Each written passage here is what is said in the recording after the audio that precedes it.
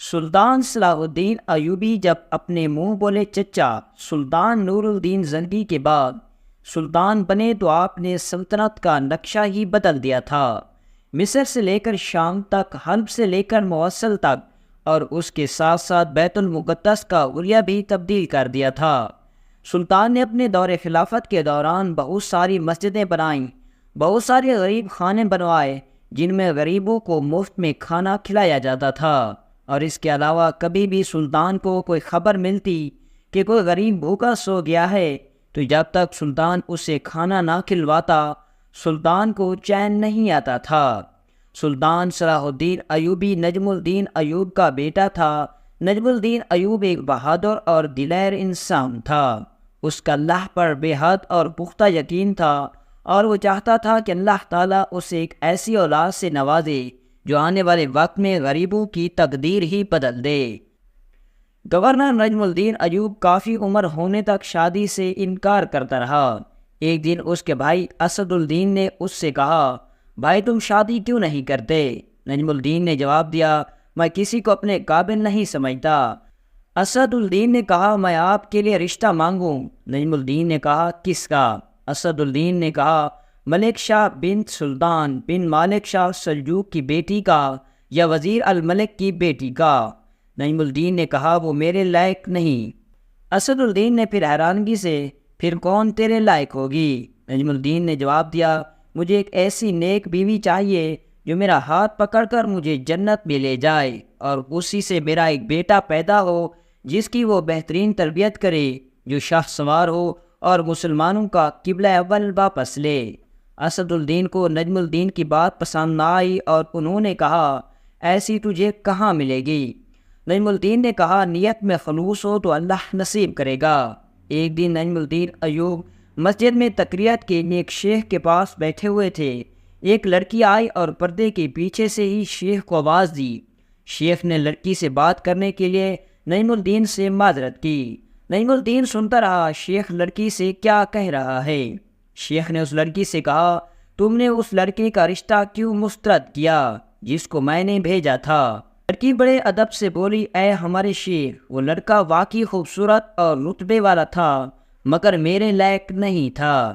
شیخ نے حیرانگی کا اظہار کرتے ہوئے کہا، تم کیا چاہتی ہو؟ لڑکی، شیخ، مجھے ایک ایسا لڑکا چاہیے کہ جو میرا ہاتھ پکڑ کر مجھے جنت میں لے جائے، اور اس سے مجھے اللہ ایک ایسا بیٹا دے جو شاہ سوار ہو اور مسلمانوں کی قبلہ اول واپس لے۔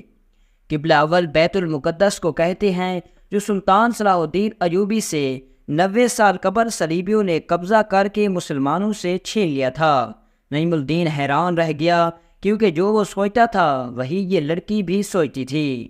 نجم الدین، جس نے حکمرانوں اور وزیروں کی بیٹیوں کے رشتے ٹھکرائے تھے، شیخ سے کہا کہ اس لڑکی سے میرا شادی کروا دیں۔ شیخ، یہ محلے کی سب سے فقیر گھرانے کی لڑکی ہے۔ نجم الدین نے کہا، میں یہی چاہتا ہوں۔ پھر نجم الدین نے اس فقیر اور متقی لڑکی سے شادی کر لی، اور اس سے وہ شاہ سوار پیدا ہوا جسے دنیا صلاح الدین ایوبی کے نام سے جانتی ہے، جس نے مسلمانوں کے قبلہ اول بیت المقدس کو آزاد کروایا۔ ایک دفعہ سلطان صلاح الدین ایوبی کو ایک جاسوس نے آ کر خبر دی کہ سلطان معظم، میں فلسطین سے واپس آ رہا تھا کہ میرا گزر ایک جنگل کے پاس سے ہوا، تو میں بڑا حیران ہوا کہ اس جنگل کے پاس ایک چھوٹا سا قبیلہ آباد ہے۔ سفر کی وجہ سے میں تھک چکا تھا اور مجھے پیاس لگی ہوئی تھی۔ میرے پاس پانی ختم ہو گیا تھا، تو میں نے سوچا کیوں نہ اس قبیلے میں جا کر پانی پیا جائے۔ جب میں اس قبیلے کے اندر گیا تو ایک بزرگ نے مجھے پانی پلایا تو پانی کا ذائقہ کافی بدل چکا تھا۔ میں نے بزرگ سے پوچھا، بابا جی کیا بات ہے، اس پانی کا ذائقہ اتنا کیوں خراب ہے؟ تو اس نے کہا، بیٹا، ہمارے قبیلے کا سردار جتنا بھی پیسہ تھا ہمارے قبیلے کو آباد کرنے کے لیے خرچ کر چکا ہے۔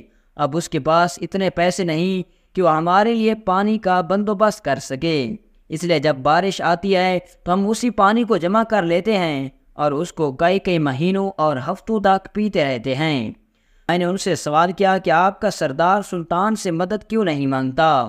تو اس بزرگ نے کہا، بیٹا، ہمارا سلطان پہلے ہی بہت سے دشمنوں کے ساتھ لڑ رہا ہے، اور ہم اس کو ایک چھوٹے سے کام کے لیے اپنے سلطان کو پریشان نہیں کرنا چاہتے، یہ سن کر میں نے خاموشی سے پانی کا برتن رکھ دیا اور بزرگ کو خدا حافظ کہتے ہوئے گھوڑے پر چل پڑا۔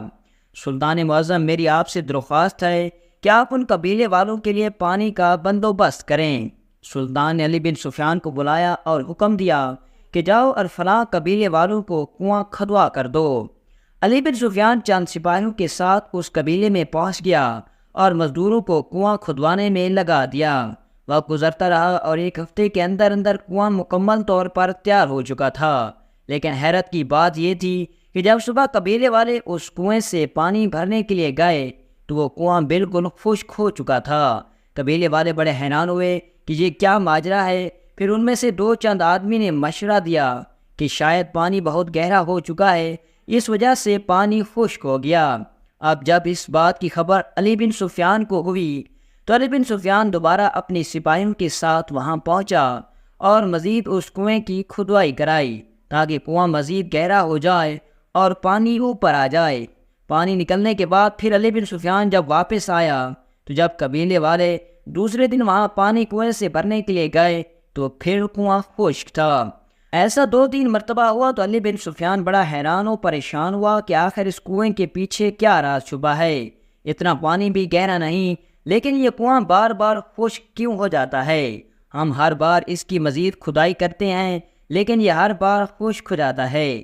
علی بن سفیان نے اس بات کا ذکر سلطان صلاح الدین ایوبی سے کیا تو سلطان نے کہا یہ بات تو مجھے بھی ہضم نہیں ہو رہی کہ 3-4 بار کھدائی کرنے کے بعد پھر بھی کنواں خشک ہو جاتا ہے۔ سلطان نے علی بن سفیان کو کہا کہ جاؤ اور اس کنویں سے 10 میل کی دوری پر ایک اور کنواں کھدواؤ۔ یہ سن کر علی بن سفیان نے ایسا ہی کیا اور چند دنوں میں دوسرا کنواں تیار ہو گیا۔ لیکن اب حیرانی کی بات یہ تھی کہ وہ کنواں گہرائی میں اس سے بھی کم تھا لیکن وہ خشک نہ ہوا۔ جب اس بات کی خبر سلطان کو ہوئی تو سلطان نے کہا کہ اس کنویں کے پیچھے بہت بڑا راز ہے۔ اب سلطان صلاح الدین اپنے جان سپاہیوں کے ساتھ اس کنویں کے پاس پہنچا اور اپنے گھوڑے سے اترا، نیام سے تلوار نکالی اور اس کنویں کے نیچے اتر گیا۔ تھوڑی دیر جانچ پڑتال کرنے کے بعد اچانک سلطان کی نظر کنویں کے کونے میں پڑی جہاں سے ایک چھوٹا سا سوراخ دکھائی دے رہا تھا، اور معلوم کرنے پر پتہ چلا کہ اس کنویں کے قریب ایک سپاہی کی قبر موجود تھی جو چند سال پہلے جنگ کی وجہ سے مسلمانوں نے وہیں اس کو دفن کر دیا تھا۔ اب سلطان صلاح الدین ایوبی نے اس قبر کو دوبارہ کھدوایا کہ یہ تسلی کرنے کے لیے تاکہ اس میں پانی نہ چلا گیا ہو، اور قبر کھدوا کر جب قبر کے باہر نکالا گیا تو اس کے چہرے کو دیکھ کر ایسا لگتا تھا کہ وہ نوجوان سو رہا ہے، لیکن بتایا یہ جاتا تھا کہ اس قبیلے کو آباد ہوئے وہاں 30 سال ہو گئے تھے اور ابھی تک انہوں نے کوئی بھی ایسا اپنا سپاہی وہاں دفن نہیں کیا تھا۔ اس کا مطلب یہ تھا کہ وہ شہید سپاہی 30 سال پہلے وہاں دفن تھا، لیکن اس کے چہرے سے نور اتنا ٹپک رہا تھا کہ ایسا لگ رہا تھا کہ وہ سو رہا ہے۔ سلطان صلاح الدین ایوبی نے اپنے شاہی قبرستان میں اس کی قبر کھدوائی اور اس کو بڑے اعزاز سے دوبارہ دفن کر دیا، اور اس کنویں کو بھی بند کر دیا گیا اور اس قبر کو بھی بند کر دیا گیا۔ اور سلطان نے اسی وقت آ کر اللہ کے سامنے سجدے میں گر پڑا اور کہا، اے میرے مالک، تو بڑا غفور الرحیم ہے، تو اپنے شہیدوں کا ایک ایک قطرہ بھی ضائع نہیں ہونے دیتا۔ بے شک تیری ذات بہت بڑی ہے، بے شک تو بہت بڑا ہے۔